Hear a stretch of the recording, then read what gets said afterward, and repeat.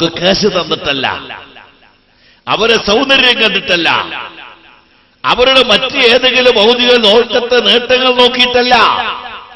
ദീൻ ഈ ലോകത്ത് നിലനിർത്തിയ മഹത്തുക്കൾ. മുഹമ്മദിക്ക് നിസ്കരിക്കാൻ പറ്റാത്ത ആ കഅബത്തിന്റെ മുറ്റം, ആ മക്ക, ബഹുമാനപ്പെട്ട ബദരീകൾ രംഗത്തിറങ്ങി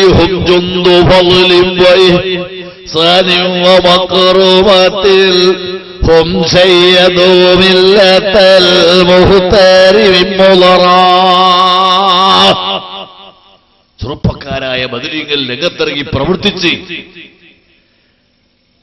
മഹാന്മാരായ ഔലിയാക്കന്മാരുടെ മുൻനിരയുടെ കഥയാ ഞാൻ പറയുന്നത്. അവർ പ്രവർത്തനത്തിന്റെ ഫലമായി ആരംഭ നബി സല്ലല്ലാഹു അലൈഹി വസല്ലം തങ്ങളെ കൂട്ടിക്കൊണ്ടുപോയി കഅബത്തിന്റെ താക്കോല് സൂക്ഷിച്ചിരുന്ന ഉസ്മാൻ ഇബ്നു തൽഹ എന്ന മനുഷ്യനെ പിടിച്ച് അയാളോട് കഅബത്തിന്റെ താക്കോലിക്ക് വാങ്ങി. അലി നബി താലിബ് റളിയല്ലാഹു തആല നേതൃത്വത്തിലുള്ള ബദരീകൾ ഉസ്മാൻ ഇബ്നു തൽഹനോട് താക്കോല് വാങ്ങിയിട്ട് കഅബ തുറന്നു. മുഹമ്മദ് നബി സല്ലല്ലാഹു അലൈഹി വസല്ലം തങ്ങളെ കഅബത്തിന്റെ ഉള്ളിൽ കയറ്റി മതി വരുവോളം മുഹമ്മദിക്ക് കഅബത്തിന്റെ ഉള്ളിൽ വെച്ച് നിസ്കരിക്കാനുള്ള അവസരം മഹാന്മാരായ ബദരീകൾ ഉണ്ടാക്കി കൊടുത്തു.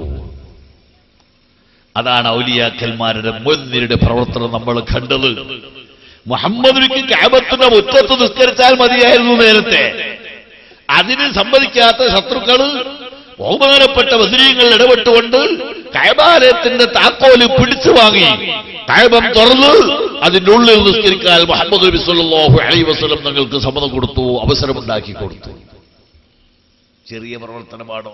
ഇതാണ് ദീനിന്റെ പ്രവർത്തനം.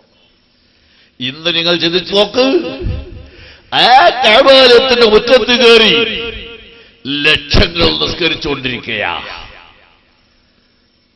ഹജ്ജിന്റെ സമയത്തും പരിശുദ്ധ റമദാനിലുമൊക്കെ ആയിരങ്ങളോ പതിനായിരങ്ങളോ അല്ല, ലക്ഷങ്ങൾ. വെറുതെ സുമാർ പറയുന്ന ലക്ഷങ്ങളല്ല ഇത്. കൃത്യമായി 23 ലക്ഷം 33 ലക്ഷം ജനങ്ങൾ അവിടെ കയറി നിസ്കരിക്കുന്നു ഒരു ഇമാമിന്റെ പിന്നിൽ.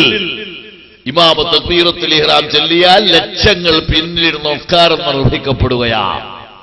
ഈ സ്വാതന്ത്ര്യം, ഈ ഒരു അവസരം നമുക്കുണ്ടാക്കി തന്നത്, ലോക മുസ്ലിമീങ്ങൾക്കുണ്ടാക്കി തന്നത് ബദരീങ്ങളാ.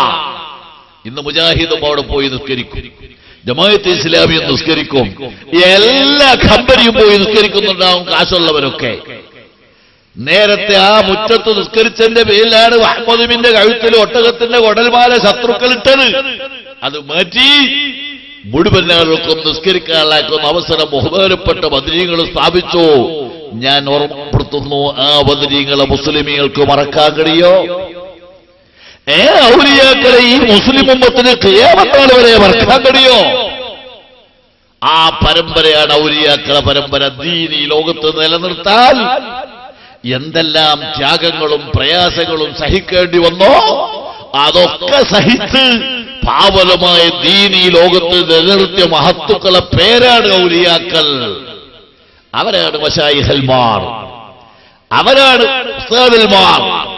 നിങ്ങൾ ചിന്തിക്കണം, അവരെ സംബന്ധിച്ചാ നമ്മൾ ഔലിയാക്കൾ എന്ന് വിശേഷിപ്പിക്കപ്പെടുന്നത്. അവർ അല്ലാഹു സുബ്ഹാനഹു വ തആല ദീൻ വഹിയായ വമമാത്തി ലില്ലാഹി റബ്ബിൽ ആലമീൻ, ജീവിതവും മരണവും അല്ലാഹു സുബ്ഹാനഹു വ തആല ദീനിന് വേണ്ടി അർപ്പിക്കുന്ന മഹത്തുക്കൾ. ദീനിന് വേണ്ടി ജീവിതവും മരണവും ഒന്നായി ചെലവഴിക്കുന്ന മഹാരഥന്മാർ. അവരുടെ ജീവിതം അല്ലാഹുവിന്റെ ദീനിന് വേണ്ടിയാ. അവർ ഇങ്ങോട്ട് നിങ്ങൾ ചിന്തിച്ചു നോക്കൂ, പരമ്പര മുഴുവൻ ഔലിയാക്കന്മാരെയും ചരിത്രം ഈ ലോകത്ത് ദീൻ പ്രചരണമാണ്, ദീനിന്റെ പ്രവർത്തനങ്ങളാ. അവരെ കറാമത്തുകൾ കണ്ടിട്ടാണ്, വെറുതെയല്ല കറാമത്ത്. അവരെ അത്ഭുതങ്ങളും കറാമത്തുകളും കണ്ടിട്ടാണ് എത്രയോ ആളുകൾ പരിശുദ്ധ ദീൻ ഇസ്ലാമിലേക്ക് കടന്നു വന്നിട്ടുള്ളത്. അജ്മീറിലും മാഹൂറിലും ഒക്കെ നമുക്ക് പരിചയമുണ്ട്. നമ്മൾ ചരിത്രങ്ങൾ വായിച്ചവരോ അല്ലെങ്കിൽ കേട്ടവരോ ആ മഹാരഥന്മാരെ കറാമത്ത് കണ്ട് പരിശുദ്ധ ദീൻ ഇസ്ലാമിലേക്ക് കടന്നു വന്നവരുണ്ട്. മഹത്തുക്കളുമായി ബന്ധപ്പെട്ട് കള്ളുകുടിയന്മാര് സാലിഹീങ്ങളായി മാറിയിട്ടുണ്ട്. നിസ്കാരമൊഴിച്ചവർ നിസ്കരിക്കുന്നവരായി തീർന്നിട്ടുണ്ട്. ദീനുമായി ബന്ധമില്ലാത്തവർ ദീനിന്റെ ആളുകളായി മാറിയിട്ടുണ്ട്.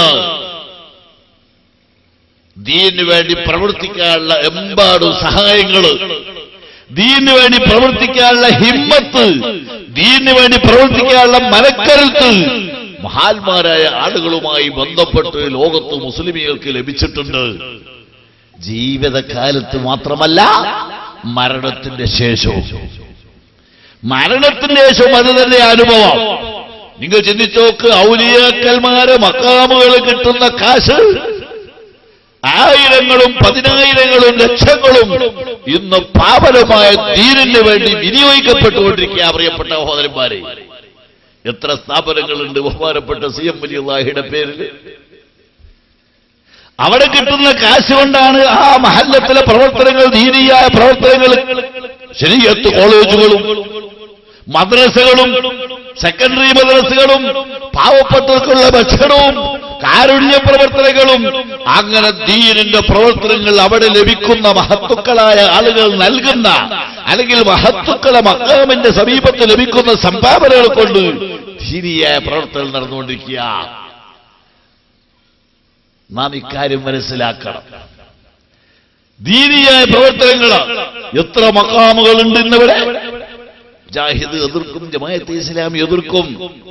ഞാൻ ചോദിക്കട്ടെ, ഏതെങ്കിലും മക്കാമിൽ കിട്ടുന്ന കാശ് കൊണ്ട് ഇവിടെ സിനിമ ഹാൾ നടത്താറുണ്ടോ? ഏതെങ്കിലും മക്കാമിൽ കിട്ടുന്ന കാശ് കൊണ്ട് ഇവിടെ വേശ്യാലയം നടത്തുന്നുണ്ടോ? ഏതെങ്കിലും മക്കാമിൽ കിട്ടുന്ന കാശ് കൊണ്ട് ഇവിടെ തോന്നിവാസങ്ങൾ നടത്താൻ വിനിയോഗിക്കുന്നുണ്ടോ? ദീനിന്റെ പ്രവർത്തനങ്ങളല്ലേ.